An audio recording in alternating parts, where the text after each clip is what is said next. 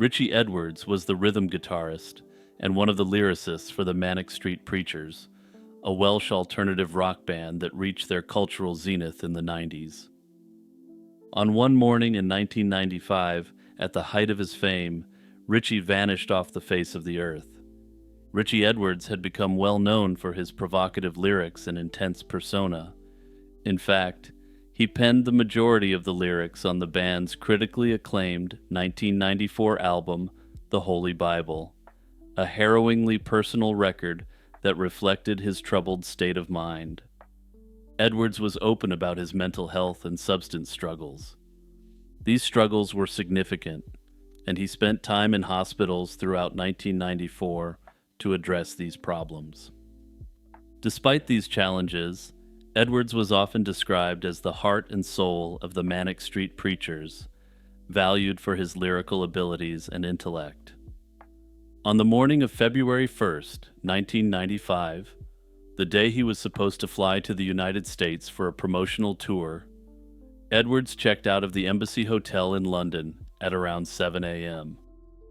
In the weeks before, he had withdrawn £2,800 in cash from his bank account for reasons unknown. When he departed the hotel, he took his wallet, car keys, and some prescribed medications, but left behind personal items like his packed suitcase and toiletries. He also left a gift-wrapped box addressed to his ex-girlfriend, filled with books, photographs, and a note that said, "I love you." This poignant package was interpreted by those close to him as a possible parting gesture. After leaving the hotel, Edwards drove west toward Wales. Later that day, he crossed the Severn Bridge, and after that point, all trace of him was lost. When Edwards failed to show up for the flight or make contact, the band's management grew alarmed. On February 2nd, 1995, after failing to get in touch with Richie for over a day, the band's manager filed a missing person report with the police. About 2 weeks later, on February 14th, Richie's car was discovered abandoned at the Severn View service station near the bridge. Evidence suggested the car had been lived in. The battery was dead, and items such as food wrappers and family photographs, taken by Edwards just days earlier, were found inside. Given the car's proximity to a notorious spot and Edwards' fragile mental state, many feared that he had jumped from the Severn Bridge into the river shortly after leaving his car. However, searches of the river and surrounding area at the time turned up no body or definitive evidence. The police investigation into Richie Edwards' disappearance was exhaustive, but ultimately inconclusive. Authorities carried out an extensive search, but turned up no concrete clues as to his fate. Investigators could reconstruct some of his movements up to the point where his car was found, but beyond the abandoned vehicle there was nothing to go on. Over the years, police and Edwards' family followed various tips and media leads, but none led to a breakthrough. With the case cold and no verified evidence of life, a court issued a presumption of death order in November 2008, officially declaring Edwards dead in absentia. This legal step allowed his family to settle his affairs, though it provided no answer to what actually happened to him. Several theories have been proposed to explain what might have happened to Richie Edwards. The most prevalent theory is that Edwards ended himself. His car's location by the Severn Bridge, a known site for this activity, and mental health and substance concerns supported this view. Yet without a body or definitive proof, this theory remains unconfirmed. Another theory is that Edwards intentionally vanished to start a new life away from the public eye. Proponents note that he withdrew a large amount of cash beforehand and left behind personal mementos, indicating possible planning. In the months and years following Edwards' disappearance, numerous alleged sightings of the missing musician were reported, but none could be verified. Early on, a few people in Wales thought they saw him. For example, a fan claimed to have spotted Edwards at a bus station in Newport in the days after he vanished. Later, more sensational reports came from overseas. There were alleged sightings in Goa, a state in India known for its beaches, and on the Canary Islands, suggesting that Edwards might have been living abroad. All of these leads proved fruitless, and police were never able to confirm any of the sightings. A less common theory claims that Edwards was the victim of foul play. This theory suggests he might have encountered someone who harmed him on or after February 1st, 1995. Proponents of this theory note that individuals suffering from mental breaks are at greater risk for violence, given their behavior is generally far outside the ordinary. However, investigators found no evidence of a struggle or third-party involvement at his hotel or with his abandoned car. No suspects or motives ever emerged. Given the absence of any supporting evidence, foul play is considered unlikely by most observers, though it cannot be entirely ruled out. In addition to his friends and family, Richie Edwards' disappearance profoundly affected the Manic Street Preachers and the music world more broadly. The band continued as a trio, and in 1996, they released the album Everything Must Go, which included several songs using lyrics Edwards had written before he went missing. Anyway, personally, while I would absolutely love to believe that Richie Edwards is alive and well and living his best life on a beach in Goa, the evidence doesn't seem to support this. Given the location where his vehicle was found, and given his mental health history, it appears nearly certain that he's unfortunately no longer with us. On the morning of October 3, 1972, a Southern Pacific Railroad work crew spotted smoke rising from a remote hillside near an Interstate 80 overpass outside Baxter, California. What they initially thought might be a brush fire or burning log turned out to be the smoldering body of an unidentified man wrapped in blankets. The Placer County Sheriff described the scene as a grisly slaying. The victim had apparently been beaten before being doused with a flammable liquid, wrapped in bedding, and set afire, his body then dumped by the roadside. The flames were still burning when the crew arrived, and an autopsy later confirmed the man had smoke in his lungs, indicating he was alive while being burned. This unknown victim would come to be known only as the Placer County John Doe. The forensic examination of the body revealed shocking evidence of neglect even before the slaying. Although the intense fire charred his remains, pathologists uncovered multiple injuries and health issues. The man had suffered a broken left arm roughly 6 to 8 weeks before death, which had never been set or treated. Several of his ribs were also broken, and he had a severe head injury inflicted within a day of death. Investigators found numerous bed sores on his back, suggesting he had been bedridden for an extended period. The bottoms of his feet were unusually smooth and soft, as if he had not walked in a long time or perhaps even ever. Despite being around 5 feet 10 inches, the man weighed only about 110 to 130 pounds. He appeared emaciated, indicating periods of prolonged malnourishment.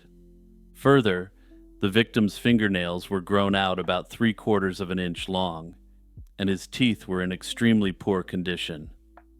A dentist who examined the teeth said it was doubtful the man had ever received dental care in his life. He was wearing only a white hospital-type gown and socks when found, indicating he may have come from a quote-unquote care facility setting. These findings painted a tragic picture. The John Doe appeared to have been a disabled, bedridden individual who suffered at the hands of those who were supposed to care for him. Investigators believed the victim couldn't fend for himself, making the cruelty of this case all the more disgusting. Sheriff's detectives immediately began working to identify the victim and find whoever was responsible. Because the John Doe had no identification and couldn't be matched to any recent missing person reports, investigators focused on the clues suggesting he had been under institutional care. The hospital gown, bed sores, and general condition led to early speculation that the man had recently been a patient in a hospital, nursing home, or long-term care facility. Detectives pursued this lead aggressively. over 100 care facilities in California, Nevada, and neighboring states were contacted. No facility acknowledged a missing patient matching his description, however, and this avenue went cold. Other investigative efforts were equally exhaustive. Forensic attempts to identify the man were limited by the condition of the body. Fingerprints were difficult to obtain from his charred remains, though detectives managed to recover a single fingerprint. When they checked it against state and FBI databases of prints, no match was found. This one fingerprint and the victim's dental characteristics were recorded in case a future match might be possible. No personal items or unique identifiers were found with the body. However, one of the blankets used was a U.S. Army blanket, which led authorities to consider whether the victim was a disabled veteran or if the perp had been in the military. This avenue of investigation ultimately came to nothing as well. Despite the massive investigative effort, the Placer County John Doe case went cold. The victim's body was held in a Sacramento County morgue refrigerator for 8 months after the slaying, as authorities waited and hoped that someone would come forward to identify him. Unfortunately, no family member, caregiver, or acquaintance ever did. So in my view, this is a case that could be readily resolved with a little bit of work from those wizards we call forensic genetic genealogists. And unlike on most cold cases I talk about, I actually have really positive news to report here. Othram, the leading service provider for genetic genealogy, confirmed in a February 2025 post on the Websleuths forum that they are taking a look into this case. That said, at present, it isn't known if DNA evidence has been preserved, and the victim was buried in a pauper's grave, which may be difficult to locate. Also, funding is a major issue for cases like these that have been virtually forgotten. So if you want to see justice for people like the Placer County John Doe, consider supporting something like the DNA Doe Project or your local equivalent. Susan Walsh was a 36-year-old writer, mother, and freelance journalist who vanished on July 16, 1996 under mysterious circumstances. That afternoon, she left her home in Nutley, New Jersey to run errands and make a phone call, promising to return within half an hour, but she never came back. Walsh's disappearance quickly made headlines, with sensational media speculation linking her fate to the Russian mafia and even an underground vampire subculture. Susan Walsh's early life was marked by both adversity and ambition. Born in 1960 and raised in New Jersey, she endured a very difficult childhood in a broken home. Despite these challenges, she nurtured dreams of becoming a writer or poet. In her late teens and early 20s, Walsh struggled with substance abuse and worked as a dancer to support herself. She used the money she earned dancing to put herself through college, attending William Patterson University to study English and writing. Walsh managed to overcome her early struggles with addiction and graduated with a bachelor's degree in 1988. In 1984, Susan married Mark Walsh, who was notably the brother of Eagles guitarist Joe Walsh, and the couple had a son, David, born in 1985. By all accounts, Susan was a devoted mother. Friends recall that her son and her writing career were the two most important parts of her life. During the late 1980s, Walsh stayed sober and focused on her family and budding journalism work. However, her marriage eventually deteriorated. She and Mark separated in the early 1990s, leaving Susan as a single mother struggling to make ends meet.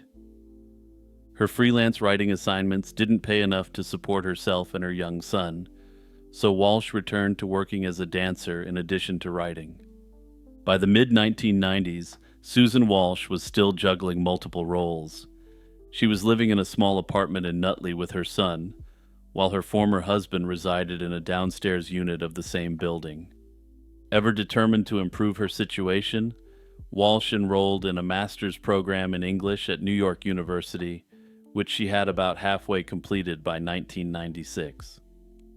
Friends later noted that around this time Walsh showed signs of relapsing into substance issues after over a decade of sobriety.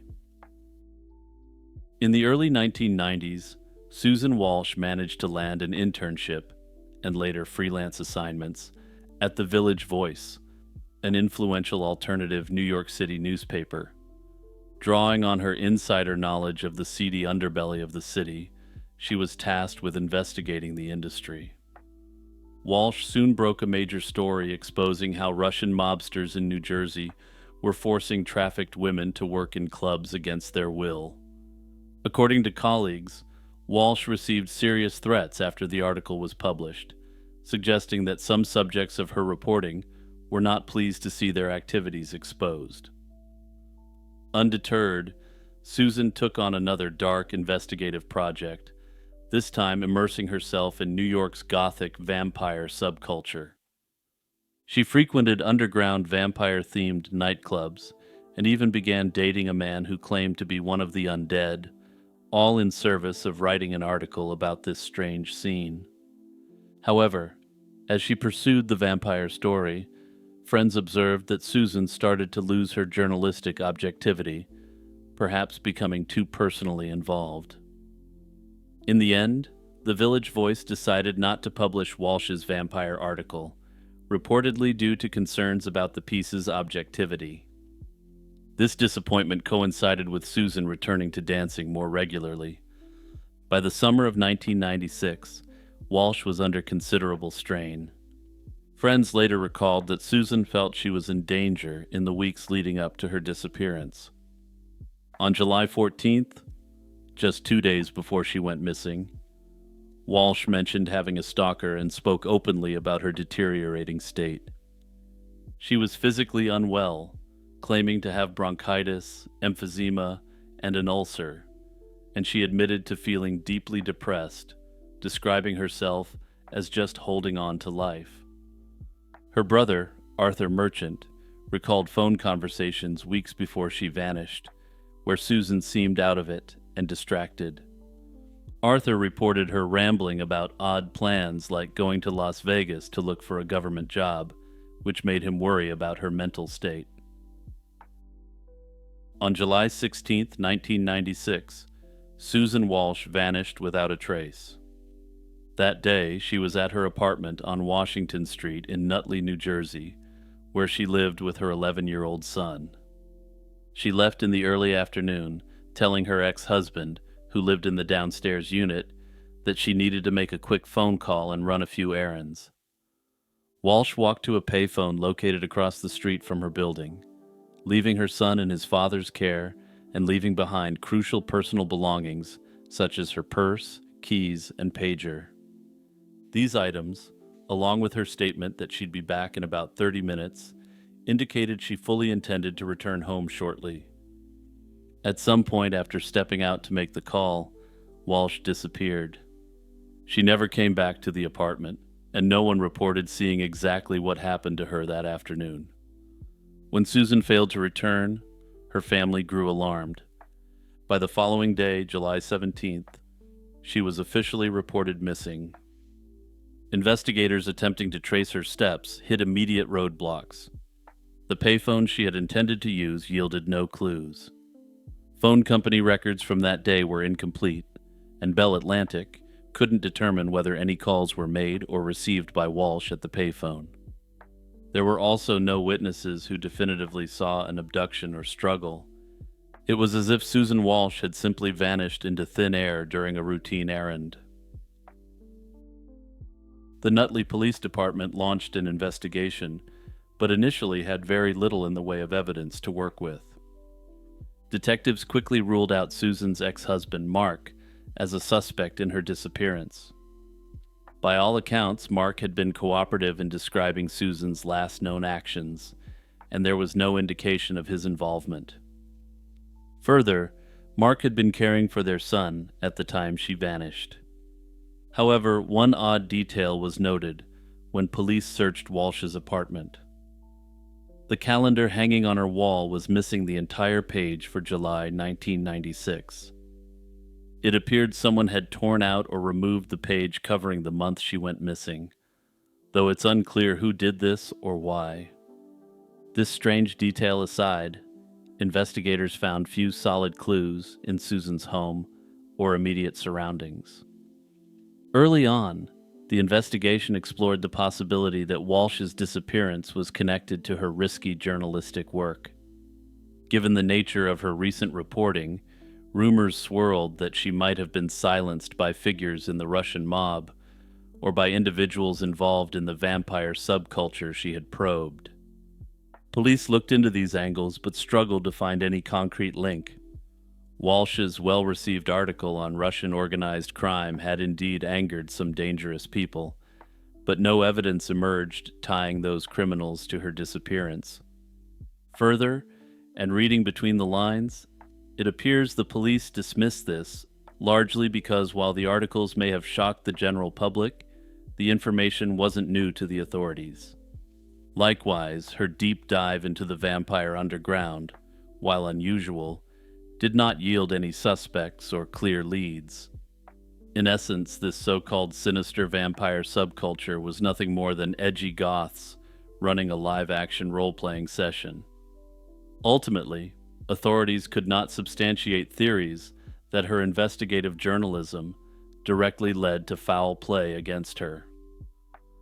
As they dug into Walsh's personal life, police learned of other troubling incidents. Susan had mentioned a stalker multiple times before she vanished. Later reporting uncovered that Walsh had privately told a former boyfriend about being stalked by another ex-boyfriend, suggesting she felt harassed or endangered by a person from her past. This raises the possibility that an obsessed individual in her life might have had a role in her disappearance. However, all that said, no identified stalker was ever publicly named or charged. Through late 1996 and beyond, the case remained open and without any further leads. Some investigators began to consider that Susan might have left of her own accord. Nutley detective John Rhine, who worked the case, stated his personal belief that Walsh was alive and had chosen to disappear, possibly to escape problems or threats in her life. He noted that adults are legally free to leave and start anew, implying that Susan's departure could have been voluntary. However, many others who knew her feared a more sinister outcome. It seems to be universally accepted by those who knew her that she absolutely would not have abandoned her son. That said, those who supported the voluntary disappearance theory believe she may have thought she was saving her son by disappearing without a trace. Over time, as years passed with no contact from Walsh, law enforcement opinions seemed to shift toward the presumption that she had likely met with foul play. Throughout the late 1990s, her case received widespread coverage in newspapers and tabloids, sometimes to the frustration of her family. Some media outlets fixated on her past struggles with addiction and her work as a dancer, implying that these factors might explain her fate. Others focused on even more lurid aspects, involving mobsters or self-identified vampires, depending on the news outlet. And others, well, this is one of those times you really have to look at the screen if you just listen and check out this actual real headline. Somehow the newspaper managed to fit basically every salacious element of this case into a 9-word headline. In 2020, Arthur Merchant, her brother, sued the Nutley Police Department to obtain the case files related to Susan's disappearance. He challenged the local authorities' claims that the investigation was still active, and thus the files couldn't be released. A New Jersey judge eventually ruled in 2022 that the police were not actively investigating the matter, effectively acknowledging that it was a cold case. This legal victory allowed the family some access to the records, although a review of the evidence didn't bring any new bombshell revelations. Hey everyone, it's Jimmy here with a quick reminder to like and subscribe, and also to remember to hit that notification bell and turn on all notifications for my channel. Now let's get back to business. On March 17, 2000, A quiet Ugandan village named Kanungu became the scene of an unthinkable tragedy. On that day, hundreds of members of a doomsday religious sect perished in a catastrophic inferno inside their makeshift church. This incident, known as the Kanungu Cult Massacre, shocked the world with its scale. The death toll eventually climbed to over 700 people, making it one of the deadliest cult-related disasters in modern history. Further, while the cult members were initially thought to have partaken in this event willingly, further investigations would reveal a much more disturbing reality. The movement for the restoration of the Ten Commandments of God was a fringe religious cult formed in 1989 in southwestern Uganda.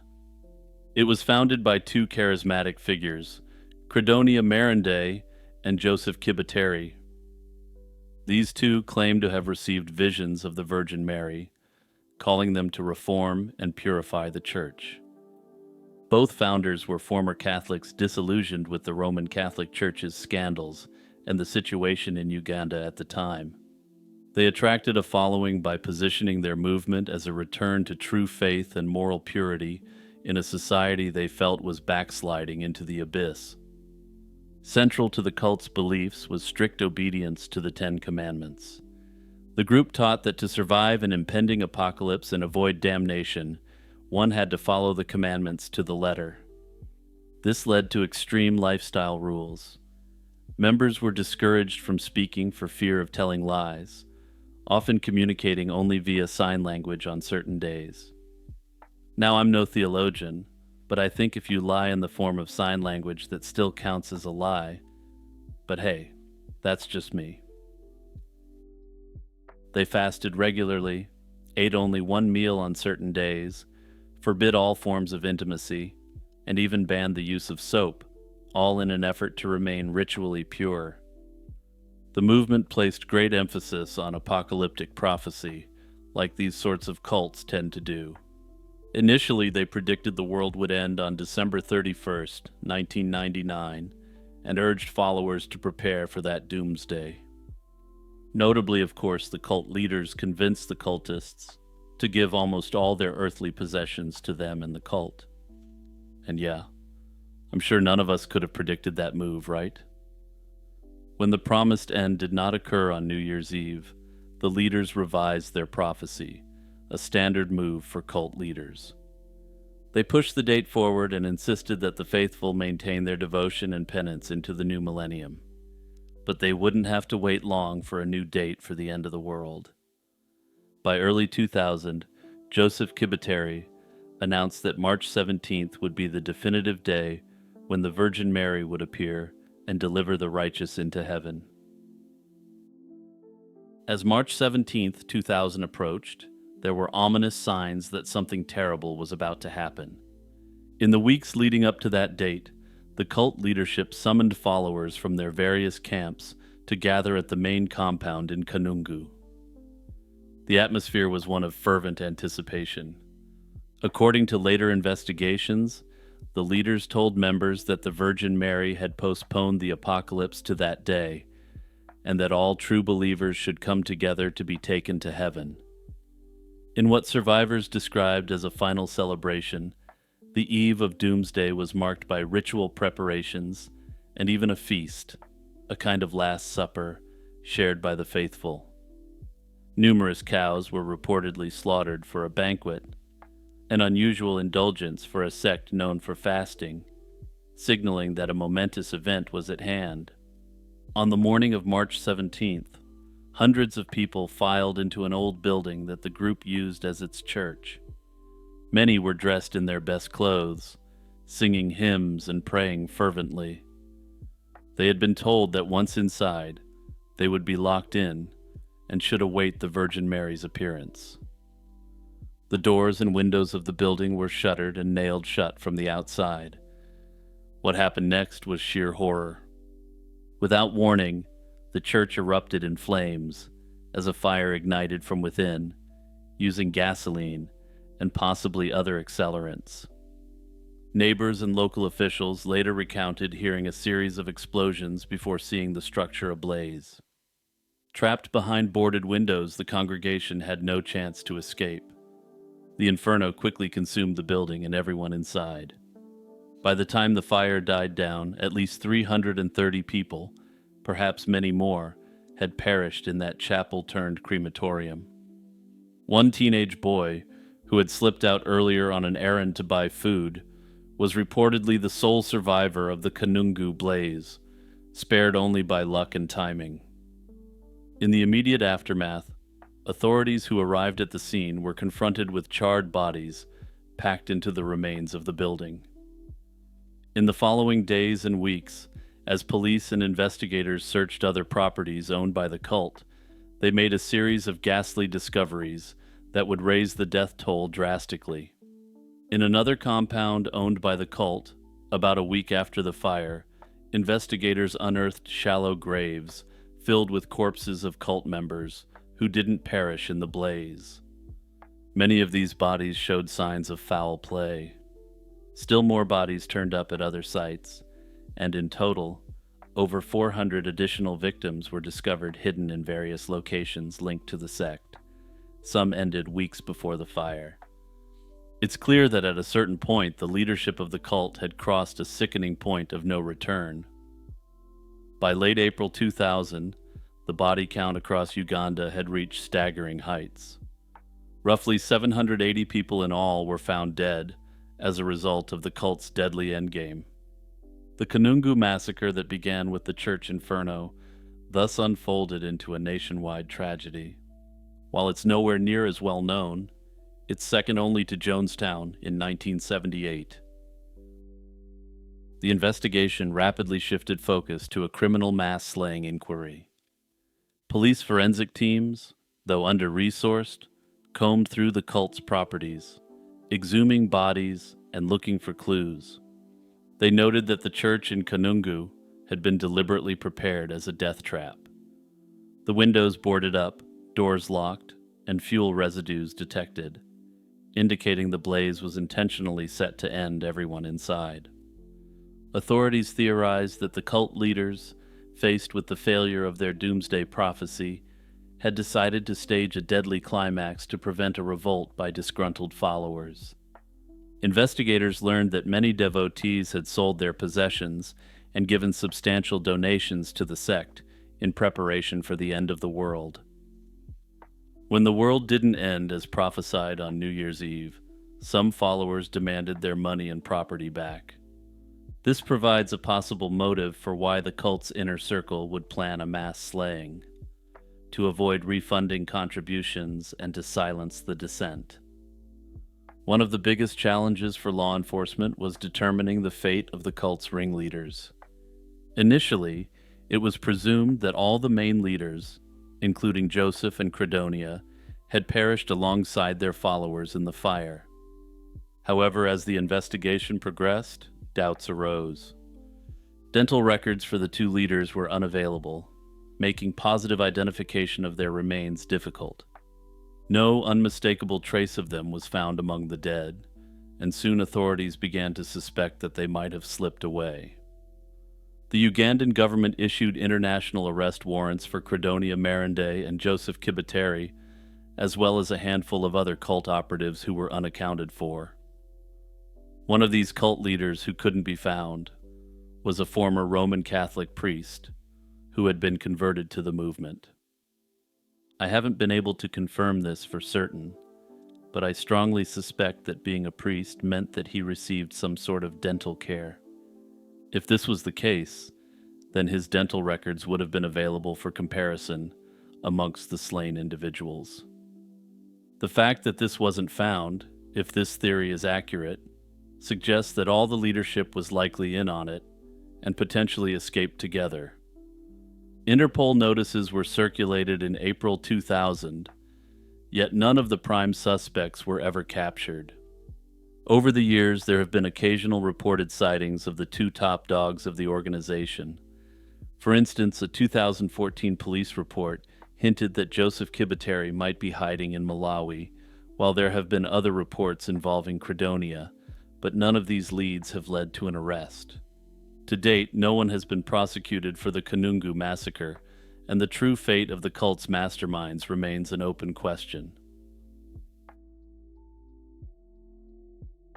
How does a person vanish in the middle of an ordinary workday without a trace?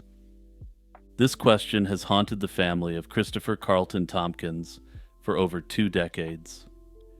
On January 25, 2002, 20-year-old Tompkins set out for a routine surveying job in Harris County, Georgia. By the end of that day, he had mysteriously disappeared, leaving behind only a handful of puzzling clues and a case that remains unsolved. Christopher Tompkins, or Chris as everyone knew him, lived with his mother, Martha McKenzie, in the small community of Ellerslie, Georgia. He was known as a friendly, hard-working young man and was employed with a local land surveying company. Friday, January 25th, 2002 began like any other day. Chris left home around 8:10 a.m. after saying bye to his mom and headed to work as usual. He joined 3 co-workers at a wooded job site off County Line Road in Harris County to survey land near the boundary of a forested area and pasture. The crew spread out in a line, each man roughly 50 feet apart, as they walked through the lightly wooded terrain carrying their surveying tools. Around midday, the routine work took a baffling turn. Sometime after lunch at approximately 1 p.m., Chris's colleagues realized he was no longer in sight. One coworker later told authorities that he had glanced away briefly, and when he looked back in Chris's direction, Chris was gone. All that remained were Chris's work tools lying on the ground where he had been moments before. The survey crew's supervisor phoned around that time to report that Chris was missing. Chris's mother, Martha, was not informed of the situation until 4:15 p.m. that afternoon. By the time she received the call, several hours had passed since Chris had vanished, and an informal search by the crew had failed to locate him. Shocked and alarmed, Martha and other family members rushed to the area to begin their own search for Chris before nightfall. That evening and the following morning, Chris's family and friends combed the woods near the spot where he was last seen, desperately looking for any sign of him. What they found only deepened the mystery. Scattered near a barbed wire fence at the edge of the woods were several of Chris's personal items, but no indication of Chris himself. One of Chris's tan work boots was discovered dangling from a barbed wire fence that bordered private property. The boot appeared to have been snagged or placed there, and its companion was nowhere to be found, at least at that point. And keep the location of this second boot in mind, because we're going to be coming back to it shortly. Chris's surveying tools, which he had been carrying while working, were found lying on the ground, as if he had set them down or dropped them abruptly. A small piece of blue fiber was caught on the barbed wire. This fiber was later determined to likely come from Chris's navy blue work pants, suggesting a piece of his clothing had snagged on the fence. These items were perplexing but provided no clear answers. There were no signs of a struggle and no trail to follow beyond these objects. Despite the crew's initial assumption that Chris might have simply walked off the job, the evidence at the scene didn't entirely line up with someone casually leaving. Local law enforcement responded to the disappearance, treating it with urgency. Notably, crucial initial hours were lost by the work crew doing an informal investigation. Deputies, search volunteers, and tracking dogs were brought in to scour the area. Cadaver dogs sniffed through the woods, and nearby ponds were searched for any submerged clues or remains. With no sign of Chris in the initial search radius and limited resources in the rural county, the Georgia Bureau of Investigation eventually took over the case as a missing person investigation. The GBI conducted interviews with the co-workers and other witnesses, hoping to find any inconsistencies or leads. Chris's 3 co-workers all maintained that they had no idea what happened. They each were focused on their own work and noticed nothing unusual until they realized Chris was missing. According to the sheriff, no evidence of foul play was ever found by local police or the GBI during the investigation. Authorities also noted that Chris had no known issues or personal problems that might explain a sudden disappearance. For months, the case remained cold with no additional clues, until an unexpected discovery reignited questions. In July 2002, about 5 months after Chris vanished, his second work boot was found on private property several miles away from the original site. A property owner who lived right off I-85 came across a lone boot and turned it over to authorities, who identified it as the missing companion to the boot left by the fence. I wasn't able to find why the property owner felt the need to give this boot over to authorities, though I suspect he must have been familiar with Chris's case. This find greatly expanded the potential search area. Investigators combed the surrounding property where the boot was found. They considered the possibility that it could mark a dump site or travel route, but again they uncovered no further trace of Chris. The boot's location raised disturbing possibilities. Had someone or something carried Chris to that area? Or could Chris himself have made it that far on foot, despite having lost one boot at the worksite? Unfortunately, the boot ultimately provided more questions than answers, and no other physical evidence was recovered in that area.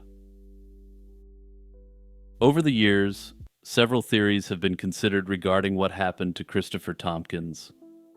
Initially, the sheriff had leaned toward a theory of voluntary departure. He speculated that Chris might have walked out of the woods to the nearby highway and hitched a ride to leave the area.